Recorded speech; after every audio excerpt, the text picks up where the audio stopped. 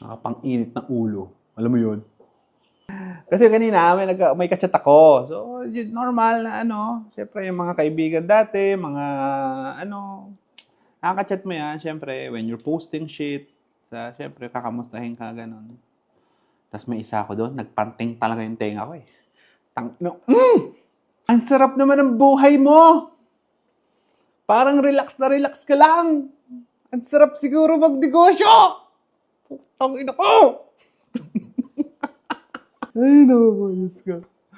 Kung alam nyo lang, Diyos ko, kulang ang 24 oras, di ba? Kulang ang 24 oras sa isang araw para mag-asikaso ng mga bagay-bagay, di ba? Tapos, syempre, may maririnig ka pang yung mga, uy, sana magninegosyo na lang ako para relax lang din. Time freedom. Time freedom! Alam niyo ba ibig sabihin nun? Time freedom is, kailangan ko explain, is yung ability mo, ikaw as the head ng institution mo, as the head ng negosyo mo, to allot. You have the control, the prioritization ng negosyo mo. Ikaw may control nun. You have the time freedom to do that.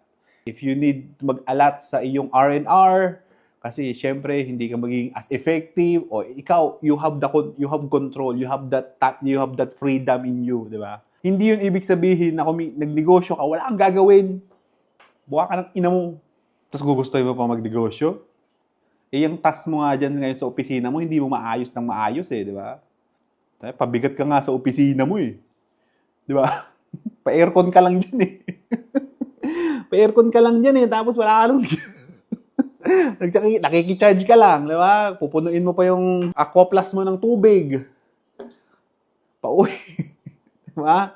Basta ibang-iba yun pag ikaw na yung nagbabayad ng mga expenses na ginaganon doon, di ba? Ito pa yung magma-microwave ng tubig. Para painitin. May dispenser naman. hindi mo nga maayos yung mga dapat mong gawin while you're employed.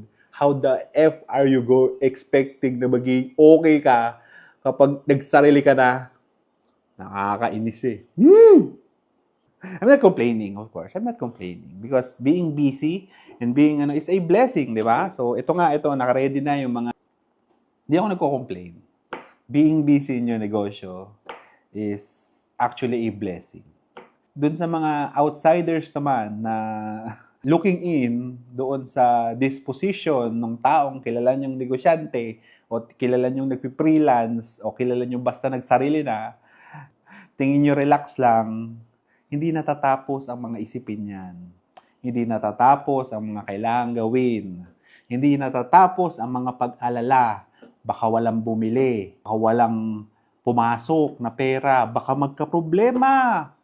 Anong kailangang gawin para hindi natatapos ng kakaisip niyan. The time freedom that you have is the ability for you, the business owner, to allot and prioritize according to your diskarte. Hindi yun yung wala kang gagawin. Happy lunch.